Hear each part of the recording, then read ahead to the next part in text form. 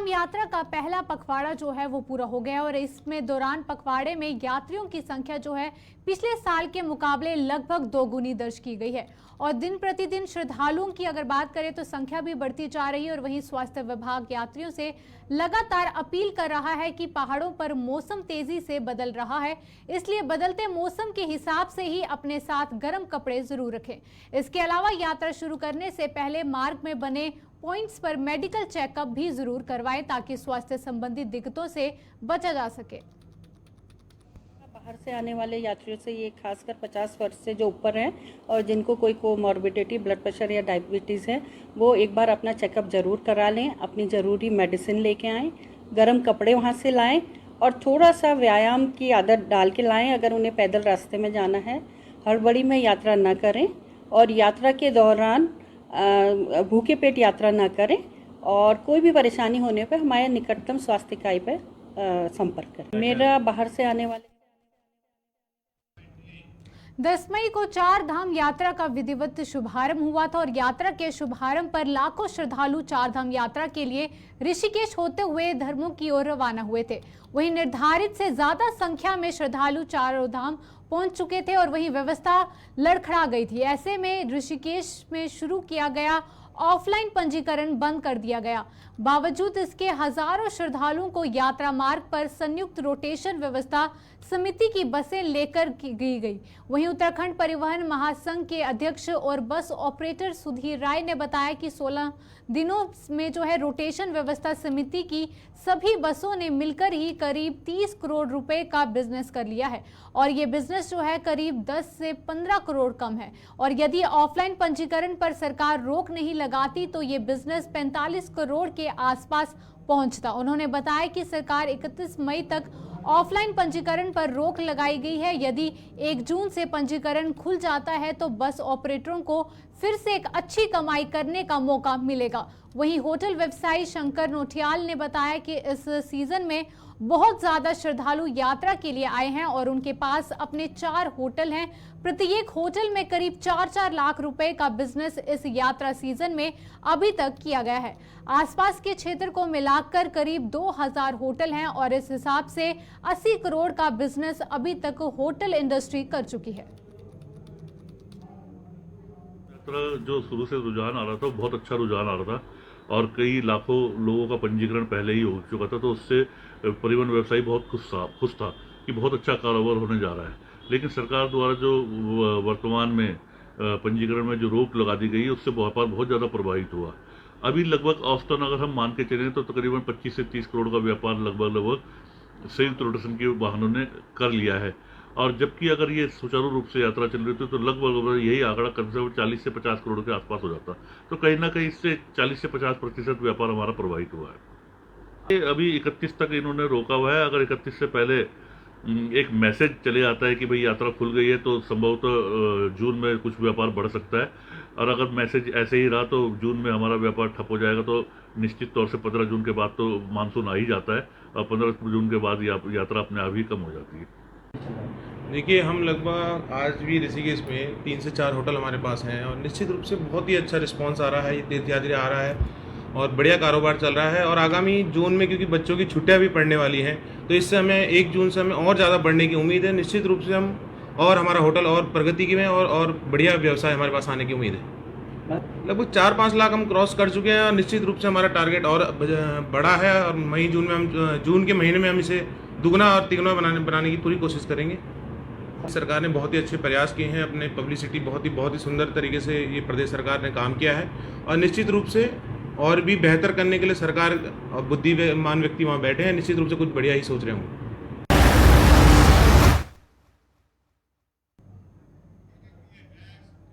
उत्तरकाशी जिले के 2 दिवसीय भ्रमण पर गए संयुक्त निदेशक विनोद कुमार ने जिले में निकायों का स्थलीय निरीक्षण किया, वहीं जिसमें उन्होंने कूड़ा निस्तारण के बेहतर प्रबंधन की सराहना की है। वहीं उन्होंने गंगोत्री में जाकर नगर पंचायत का स्थलीय निरीक्षण किया और इसके साथ ही उन्होंने स्थानीय लोगों के साथ बैठक कर सफाई व्यवस्था की जानकारी भी ली। वहीं संयुक्त निदेशक ने मीडिया से बातचीत में निकायों द्वारा बेहतर प्रबंधन पर संतोष जताया। वहीं उन्होंने कहा कि प्रदेश में पहली बार नगर पंचायत गंगोत्री में ऑर्गेनिक कंपोस्टर लगाया गया है जिसकी क्षमता 2 मैट्रिक टन है। उन्होंने कहा कि ये इसलिए लगाया गया है क्योंकि यहाँ पर तापमान बहुत कम रहता है जिसके चलते ऑर्गेनिक वेस्ट डिकम्पोज नहीं हो पाता है। उन्होंने ये भी बताया कि ये प्रयोग प्रदेश में पहली बार किया गया है। एक अभिनव प्रयोग इस बार किया गया है क्योंकि यहाँ पर टेम्परेचर बहुत कम रहता है, जिस कारण जो ऑर्गेनिक जितना भी वेस्ट आता है वो डिकम्पोज नहीं हो पाता है। ग्रिडकुल के सहयोग से एक ऑर्गेनिक कंपोस्टर जिसकी क्षमता है 2 मैट्रिक टन वो यहाँ पर लगाया गया है और ये इस तरह का प्रयोग अभी प्रदेश भर में पहली जगह हो रहा है और ये बहुत ही अच्छा हो जाएगा कि जितना भी ऑर्गेनिक यहाँ पर वेस्ट आएगा उसको ये डिकम्पोज करेगा।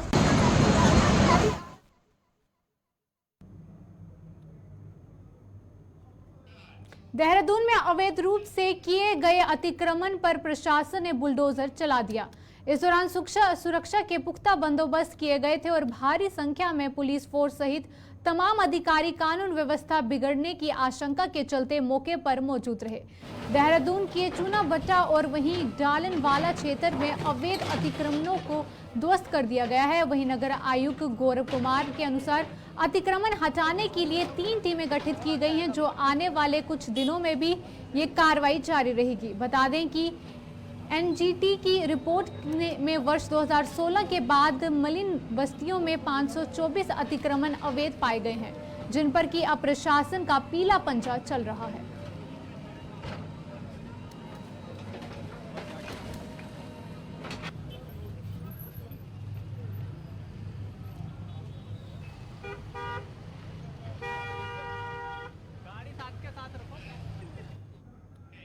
हल्द्वानी उप जेल में देर रात पुलिस प्रशासन की टीम ने संयुक्त रूप से छापामार कार्रवाई की जिससे कि जेल प्रशासन में हड़कंप मच गया।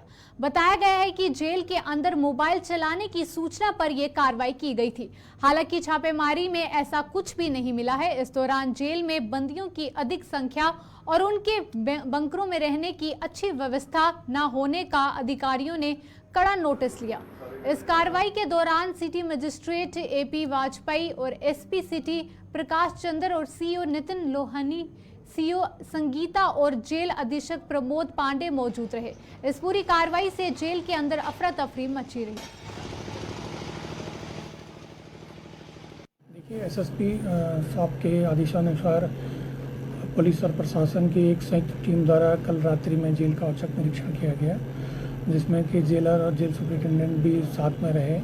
सभी बैरकों को खोलकर चेक कराया गया। बंदियों की सामान की भी तलाशी ली गई। कोई ऐसा सामान नहीं पाया गया जैसे कि मोबाइल फ़ोन, कोई ड्रग्स या कोई अवैध सामान और कोई ऐसी अनियमितता भी नहीं पाई गई जिसके लिए कि ये चेकिंग की जाती है। हल्द्वानी शहर में कई जगहों पर सरकारी भूमि पर कब्जे और अवैध निर्माण की लगातार कार्रवाई जो है देखने को मिल रही है और शिकायतें भी आ रही हैं। वहीं स्थानीय लोगों द्वारा प्राधिकरण से शिकायत करने के बावजूद भी अधिकारी कार्रवाई नहीं कर रहे हैं। लोगों का कहना है कि सरकारी भूमि की अगर बात करें तो स्टाम्प पेपर पर बेचा जा रहा है। बिजली पानी के कनेक्शन तक जो हैं दिए जा रहे हैं और प्रशासनिक अमला लंबी ताने सोया हुआ है। वहीं नीलंबर कॉलोनी के लोग एक बार फिर से प्राधिकरण के दफ्तर पहुंचे और अवैध कॉलोनी के खिलाफ जांच करने की मांग की है। लोगों ने आरोप लगाया कि क्षेत्र में भूमाफिया द्वारा अवैध तरीके से जमीनें स्टाम्प पेपर पर बेची जा रही हैं जिसकी जांच की जानी चाहिए। वहीं इस पूरे मामले पर प्राधिकरण के संयुक्त सचिव एपी वाजपेयी ने बताया कि प्राधिकरण द्वारा ऐसी शिकायतों पर लगातार कार्रवाई की जा रही है और अवैध कॉलोनियों को किसी भी सूरत पर बसने नहीं दिया जाएगा। आज सर इससे पहले मैं आपको बता देता हूँ कि करीब 3 महीने से नीलियम कॉलोनी सिद्धेश्वर विहार के पश्चिम में और आपका जो रगछिया नाला आता है उसके साथ में सिद्धेश्वर विहार फेज़ 2 के पूरब में जो है एक अवैध कॉलोनी का निर्माण हो रहा है जिसमें बहुत सारे लोग वहाँ पे आ रहे हैं और जा रहे हैं और साथ ही साथ औनी पौनी दामों पर जो है वो ज़मीन बेची जा रही है स्टैम्प पेपर के ऊपर में। अगर हमारे कोई लोग जाते हैं तो तुम्हारे मतलब की ज़मीन नहीं है। अब हम लोगों ने जो पूरे कॉलोनी वासी हैं उसमें सभी लोगों ने उनको समझा दिया कि आप ये गलत कर रहे हैं, तो वो बोलते हैं कोई गलत नहीं कर रहे हैं, हम तो अपनी ज़मीन बेच रहे हैं। जिला विकास प्राधिकरण के स्तर से लगातार क्षेत्र में मॉनिटरिंग की जा रही है। हमारी जो टीम्स हैं वो भ्रमण पे रहती हैं। जहाँ से भी हमें इनपुट मिलता है, सूचनाएं मिलती हैं, उस पर कार्रवाई कर रहे हैं।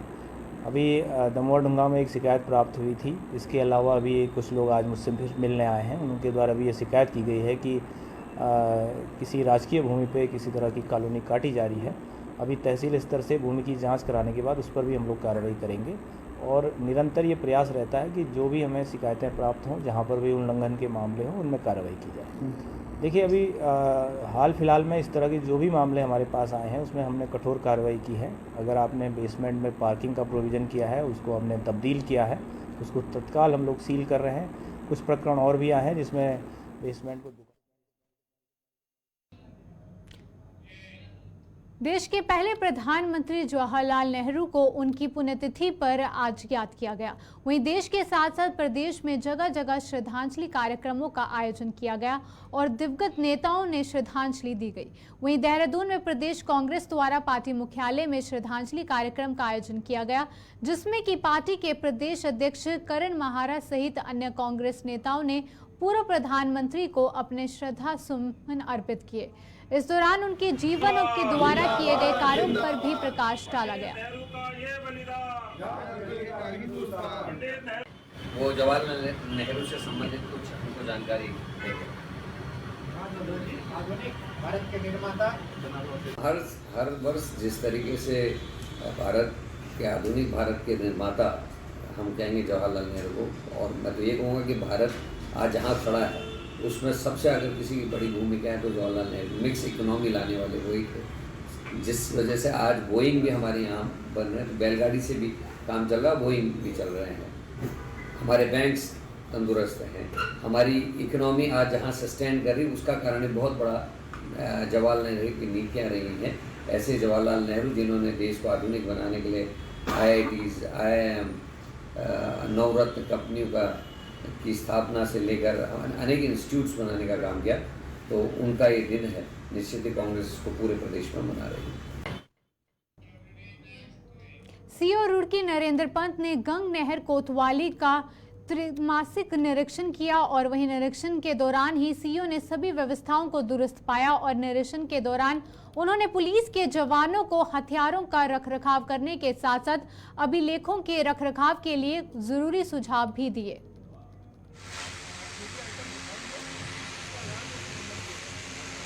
पुलिस में थानों का निरीक्षण किया जाता है, त्रैमासिक अर्धवार्षिक वार्षिक निरीक्षण। तो आज गंगनहर कोतवाली का त्रैमासिक निरीक्षण मेरे द्वारा किया गया है और इसमें शस्त्रों का रखरखाव और शस्त्रों का क्या हमारा माल मुकदमाती ठीक है और इस संबंधी परीक्षण किया गया है तथा कुछ जो मालों का उनके बेहतर रखरखाव के लिए निर्देशित किया गया है और शस्त्रों का अभ्यास भी कराया गया। शस्त्र अभ्यास कराया गया, खोलने जोड़ने का प्रयास वो अभ्यास कराया गया, वो संतोषजनक पाया गया है।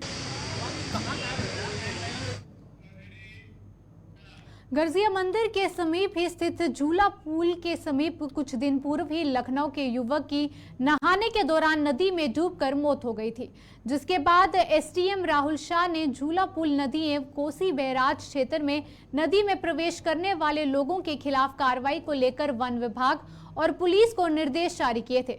लेकिन एसडीएम के आदेश के बाद भी लगातार इन दोनों क्षेत्रों में भारी संख्या में लोग प्रवेश कर वहां नहा रहे थे। इस मामले में इन दोनों क्षेत्रों में भविष्य में घटने वाली अप्रिय घटनाओं को रोकने के लिए जो है रामनगर वन प्रभाग की कोसी रेंज वन दरोगा वीरेंद्र प्रसाद पांडे के नेतृत्व में वन कर्मचारियों द्वारा इन दोनों क्षेत्रों में अभियान चलाते हुए नदी में मौजूद कई लोगों को बाहर निकालते हुए भविष्य में न आने की हिदायत दी गई। और इसके साथ ही विभाग द्वारा झूला पुल और कोसी बैराज क्षेत्र में स्थित नदियों के अंदर लोगों के प्रवेश पर रोकने को लेकर खाई खोदने का काम किया गया है। और इसके साथ ही झूला पुल के पास कुछ लोगों द्वारा वन भूमि पर कब्जा कर वहां दुकान लगाई गई थी। इन सभी को मौके से हटाने की कार्रवाई की गई है। आए दिन लोग कुर्सी में घुस रहे हैं और बाहरी लोग बहुत ज़्यादा लोग आ रहे हैं। उसको हमने रोकथाम के लिए जो है कि जगह जगह पर झूला पुल के पास भी खाई खोदी और एक दो लोगों ने अतिक्रमण करने का प्रयास झूला पुल में किया था, उसको हमने थोड़ा सा रोका और उनको हटाया। इसके बाद जो है कि बैराज पर भी हमारे द्वारा खाई खोदी जा रही है और प्लस जो है टीम लगाई गई है। लक्सर पुलिस ने भावनाएं भड़का कर माहौल खराब करने की बड़ी साजिश का पर्दाफाश किया है। वही पुरानी रंजिश का बदला लेने व विपक्षी को झूठे मुकदमे में फंसाने के लिए आरोपियों द्वारा अपने भाई का अपहरण कर षड्यंत्र रचा गया।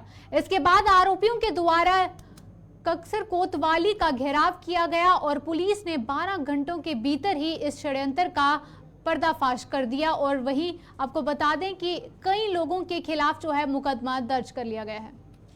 कुलदीप निवासी प्रतापपुर लक्सर के द्वारा अपने भाई मोहित उर्फ टीनू के अपहरण की सूचना कोतवाली लक्सर में दी गई थी। चूँकि मामला 2 वर्गों से संबंधित था और पूर्व में विवाद भी इनके मध्य हुए थे, इस कारण एसएसपी हरिद्वार सर के द्वारा विभिन्न टीमों का गठन कर उक्त मामले का अनावरण करने के लिए निर्देशित किया गया था। कई टीमों का गठन किया गया और सीसीटीवी फुटेज और मोबाइल की लोकेशन सभी संबंधित की निकाली गई। तो कथित अपहरित मोहित उर्फ टीनू की लोकेशन अपने भांजे दर्शन के साथ निरंतर होनी पाई गई, मोबाइल बंद होने से पूर्व की। टीमों के द्वारा लगातार प्रयास करते हुए कड़ियों से कड़ियां जोड़ते हुए कथित अपहरित मोहित उर्फ टीनू को उसके ही भांजे दर्शन के घर जियापोता कनखल से बरामद किया गया।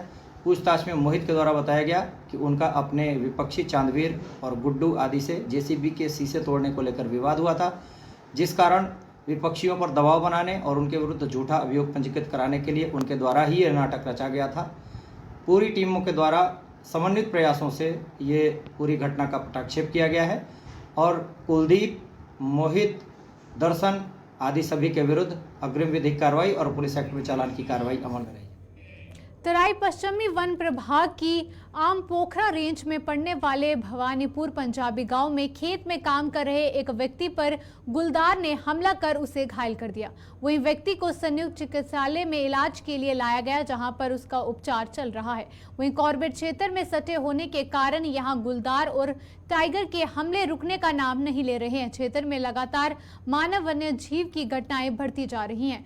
पिछले हफ्ते ही जो है गुलदार ने तराई पश्चिमी वन प्रभाग के पुछड़ी क्षेत्र में एक साथ 3 लोगों पर हमला कर उन्हें गंभीर रूप से घायल कर दिया था।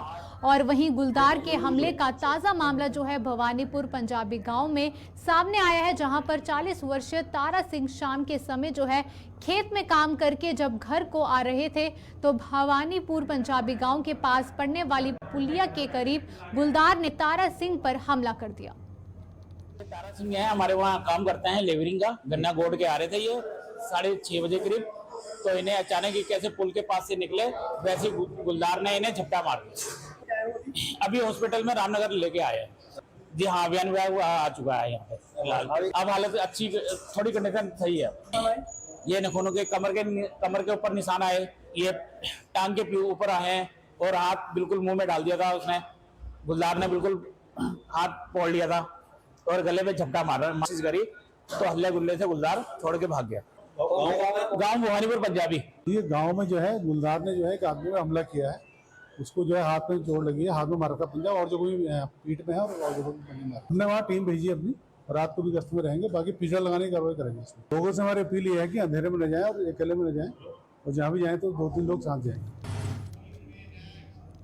कॉर्बेट नगरी से सटे डिकुली क्षेत्र में नेशनल हाईवे 309 पर सड़क किनारे खड़ी एक जिप्सी पर देर रात को भीषण आग लग गई, जिससे कि मौके पर अफरा तफरी मच गई। वहीं ग्रामीण व आसपास से गुजर रहे लोगों ने कड़ी मशक्कत के बाद आग पर काबू पाया। वहीं लोगों का कहना है कि कॉर्बेट से सटे ग्राम डिकुली में हर रोज की तरह जिप्सी चालक अपने वाहन को सड़क किनारे खड़ा कर रहा था और इसी बीच अचानक जिप्सी के अगले हिस्से में आग लग गई। जैसे ही चालक को पता चला तो वह घबरा गया और उसने आग बुझाने का प्रयास किया, लेकिन आग की लपटें देखकर वह घबरा गया और मौके से भाग गया तथा उसने आसपास की ग्रामीणों को जानकारी दी और इसके बाद ही मौके पर पहुंचे दर्जनों ग्रामीणों ने जिप्सी में लगी आग पर काफी देर रात तक जो है पानी डालकर और रेता डालकर आग पर काबू पाया।